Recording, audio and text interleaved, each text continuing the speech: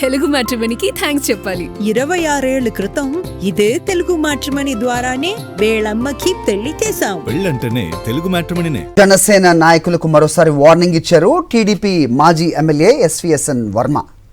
టీడీపీపై పడుతూ వెనక నుంచి గిల్లుతుంటే ఎవరు ఊరుకుంటారంటూ మండిపడ్డారు. టీడీపీ బలంగా ఉంది కాబట్టే పవన్ కళ్యాణ్కు 70,000 మెజార్టీ వచ్చిందన్నారు. తమ పార్టీ ఏమాత్రం బలహీనంగా లేదని ఇక నుంచి అందరి సంగతి చెబుతామంటూ హెచ్చరించారు వర్మ. కూటమిలో ఇటువంటి తెచ్చుకోకూడదు.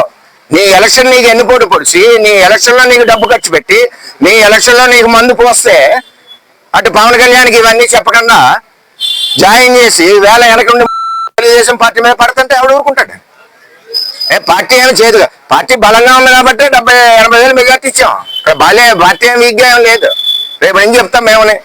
కూటమిలో ఇటువంటి తెచ్చుకోకూడదు. నీ ఎలక్షన్ నీకు ఎన్ని పోటీ పొడిచి నీ ఎలక్షన్లో నీకు డబ్బు ఖర్చు పెట్టి నీ ఎలక్షన్లో నీకు మందు పోస్తే అటు పవన్ కళ్యాణ్కి ఇవన్నీ చెప్పకుండా జాయిన్ చేసి వేళ వెనక తెలుగుదేశం పార్టీ మీద పడుతుంటే ఎవడు ఊరుకుంటాడు? పార్టీ ఏమి చేయదుగా. పార్టీ బలంగా ఉంది కాబట్టి 70,000-80,000 మెజార్టీ ఇచ్చాం. ఇక్కడ పార్టీ ఏమి వీక్గా ఏం లేదు. రేపు ఏం చెప్తాం మేమని.